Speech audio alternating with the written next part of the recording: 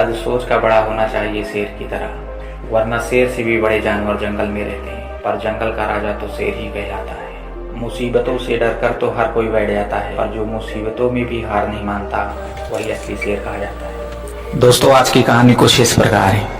एक इंसान भोजन बनाने के लिए जंगल से लकड़ियां बीन रहा था कि उसने कुछ अनोखा देखा। उसने एक बिना पैरों की लोमड़ी देखी जो ऊपर से स्वस्थ दिख रही थी। उसने सोचा कि आखिर इस हालत में ये लोमड़ी जिंदा कैसे है। वह अपने विचार में खोया था कि अचानक हलचल होने लगी। जंगल का राजा शेर भी उस तरफ आ रहा था। तभी वह इंसान एक पेड़ पर चढ़ गया और वहां से देखने लगा। शेर ने एक हिरन का शिकार किया था और उसे अपने जबड़ों में दबाकर लोमड़ी की तरफ बढ़ रहा था। उसने लोमड़ी पर हमला नहीं किया, बल्कि उसे खाने के लिए मांस के टुकड़े भी दिए। वह इंसान यह देखकर बहुत आश्चर्यचकित हुआ कि शेर लोमड़ी को मारने के बजाय उसे भोजन दे रहा है।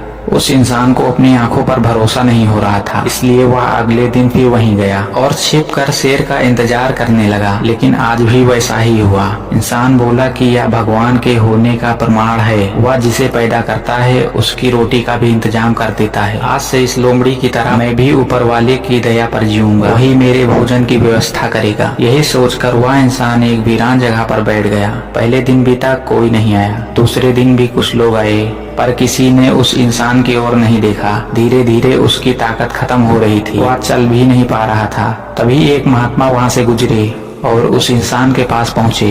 इंसान ने अपनी पूरी कहानी महात्मा को सुनाई और बोला, आप ही बताएं कि भगवान मेरे प्रति इतना निर्दयी कैसे हो गया।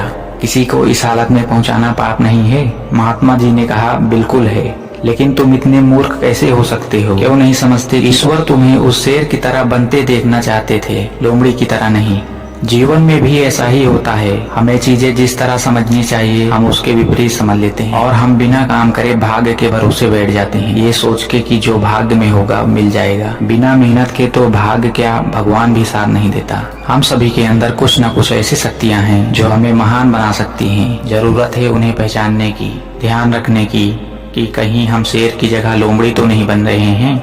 दोस्तों, कैसी लगी ये कहानी हमें कमेंट में जरूर बताएं और भी बहुत सारी मोटिवेशनल कहानियां सुनने के लिए चैनल को सब्सक्राइब करना ना भूलें।